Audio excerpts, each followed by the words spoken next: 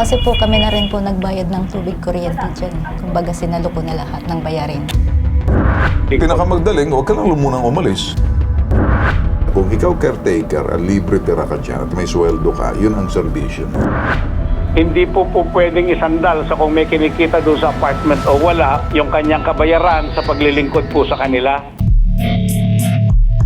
Para pambansang sumbungan, handa kang ipaglaban ang programa ng ating buong sambayanan.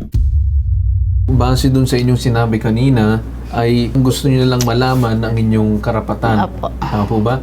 Matanong ko lang ma'am, kasi sinabi mo 1 year na putol ang inyong allowance na Apo. binibigay sa inyo. Tama po ba? Apo. Buhay pa ba ang inyong amo na nagpatira sa inyo doon or wala na? Patay na po yung nanay tsaka yung kapatid niya. Bali siya na lang po talaga yung nabubuhay. Sino po ba yung nagpatira sa iyo? Yung nanay niya po talaga. Yung nanay? Opo. Tapos, Pero yung nanay, wala, patay na? patay na po. Okay. Kailan namatay yung nanay? Mga 2013. Matagal na. So, matagal sino yung na po. nagbibigay sa'yo ng allowance? Yung kapatid niya rin po namatay last year, 2024. Okay. 2025, last year. Opo. 2024? 2024 siya namatay. Tapos, Sino nagtuloy ng allowance? kinontinue naman po yung allowance nung kapatid, ang allowance ko. Tapos, nung Bakit po 2025, tinigil? kasi daw po wala na daw pong Pera. income dyan. Kasi po, paupahan po kasi yan. Nasunog po last nakaraang year, 2020. Okay, so nung time na nasunog siya, wala nang nagre-rent? Wala Tama na ba? po. So, dun din nag-stop yung bigay ng allowance sa'yo? Hindi po, 2025. 2025. Pero Opo. tinuloy pa rin nila kahit wala nagre-renta na ever Opo. since 2020. Opo. Tama? Opo. Okay, so ngayon, isang taon na nakalipas, wala pa rin binibigay sa inyo. Pinapaalis na ba kayo dun sa lupa? Opo, pinapalisan mo kasi Okay. ano daw po yun eh. Ano daw balak nila May gawin dun sa bahay? ipapagiba na daw po nila. Demolish na. Demolition po daw po. Okay. So, yung pinunta mo dito is clarification, malaman kung ano bang karapatan mo. Opo. Tama? Kung kanina sinabi nyo kasi na itong last year, ang 2024, namatay yung kapatid ng nanay. Opo. Ikaw yung caretaker doon. Tapos nasunog yung apartment. Opo, nasunog po. Ilang pintuan yung apartment? Ang ano po yun, bali yung isa po kasi bakante, bali dalawa lang po yung gumagana doon Okay, na so ngayon wala nang umuupa. wala na po. So simula nung wala nang umuupa, kailan yan?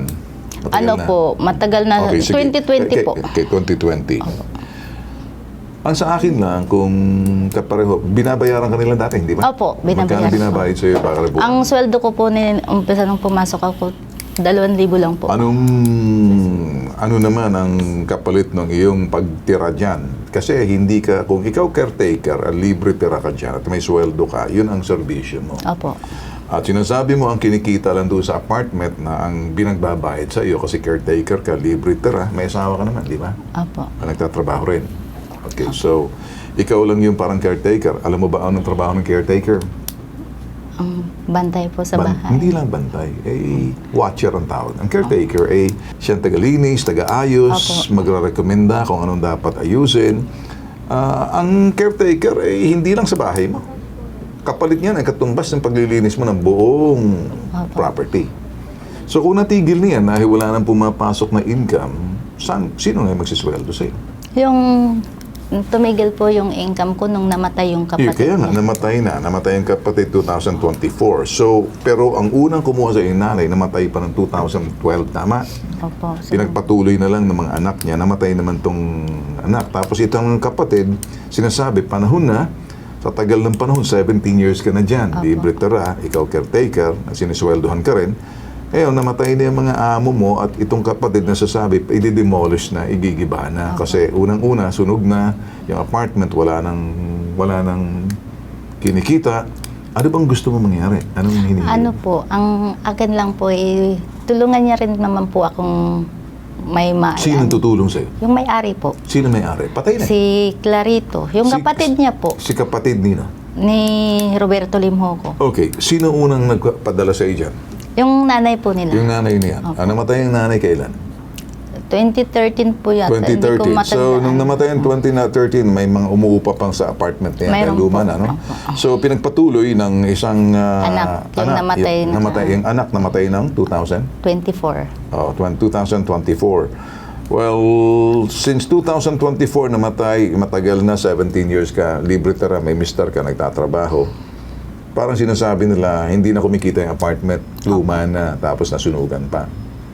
Kaya natigil na. Apo. Sinabi man lang sa'yo, nung namatay, o pwede na, matigil na, umuwi ka na, or something like that. O nag-aantay ka ng... Yung namatay niya pong kapatid, nagsabi naman po na makagraduate po yung anak ko. Well, bakit? May anak ka pa nag-aaral? Apo, grade 12 po. Okay, sige. So, anong gusto mo? Gusto mo suportahan kanila? Hindi po. Yung makakakuha man lang po ng konting tulong So, anong galing sa konting kanila. tulong ang gusto mong hinihiling sa kanila? Makaupa man lang po ng bahay, pampuhunan pang-upa ng bahay dito para po sa dalawang anak. Pangunahin po dyan, batay po dito sa nadinig natin kasaysayan, may karapatan po siyang habulin yung hindi na ibigay sa kanyang sahod at kung meron na pong taong nagsasabing sila na ang mamamahala dyan po sa lugar kung saan siya caretaker, yan na po ngayon ang may tungkulin, ibigay yung sahod na hindi na ibigay. Ginong Cartulfo, Ginong Ben Tulfo. Okay. Sir Ben. Attorney, parang ganito. Yung sahod niya, depending yung caretaker siya sa apartment, may mister siya, libre tira. At the same time, pag kumikita yung lumang apartment na nasunugan daw, ay bakante, at saka mga senior citizen na, yung nanay na 17 years ago namatay, na 2013. Tapos in 2024, namatay naman yung anak or kapatid. Mga senior citizen na sila eh. Ito yung, kumbaga, natitirang mga pamilya, puro 65 years old na. Si Clarito, ilang 65 na to, hindi ba? So, para siya yung natitirang mga kapatid na lang. Ano daw nangyayari? So, parang, ang sweldo mo ay base daw sa kinikita sa apartment. Hindi naman po yung kinikita dito. Mayroon pa naman po silang sa probinsya. Hindi naman eh. Kaya ka nga caretaker. Yung caretaker mo, kapalit doon, maglilinis ka roon, ayusin mo, libre tira, may sweldo ka pa ng 3,000. So, ganon. So, tatagal na pa, mister mo nagtatrabaho. So, ang gusto mo lamang, gusto mo ng relocation fee. Parang ganon. So, anong tingin mo, attorney? Well, sa totoo lang po, kahit po hindi kumikita, dapat may sahod po dahil pinakikinabangan po ang kanyang pagiging caretaker, Ginoong Ben Tulfo eh.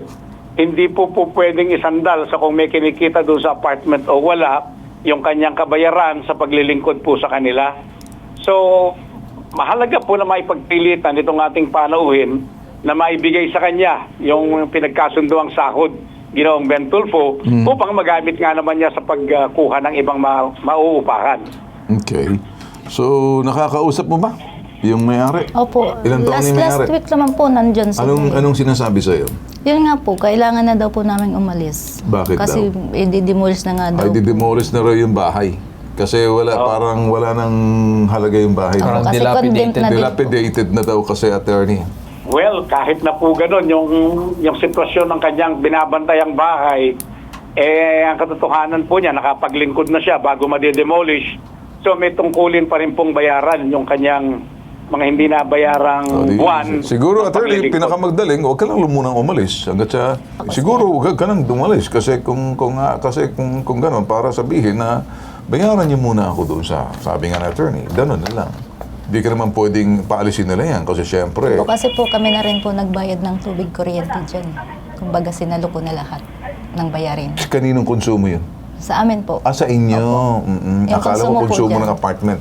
Po, dyan po sa So, apartment. sa apartment mismo? Opo. Kasi mag-usap na lang tayo. Medyo komplikado to, attorney, kasi may gusto siyang habulin at ito, dilapidated na sa 17 years. So, tingnan na lang muna natin, ano? Kasi Sige po. para makita natin kung ano pa. Kasi baka, paano natin kung papareho itong mga mukhang matatanda na tapos hindi natin alam kung ano ba talagang situations. Usapin na siguro natin may-ari kung ano pang magagawa para sa iyo, ha? Sige po. Okay? Kasi for now, mahirap na mag-usap tayo na medyo mga senior citizen to. Pag-usapan natin, ha? Opo. Baka siguro ituloy na lang natin susunod, Carl. Okay? Pambansang sumbungan, handa kang ipaglaban ang programa ng ating buong sambayanan.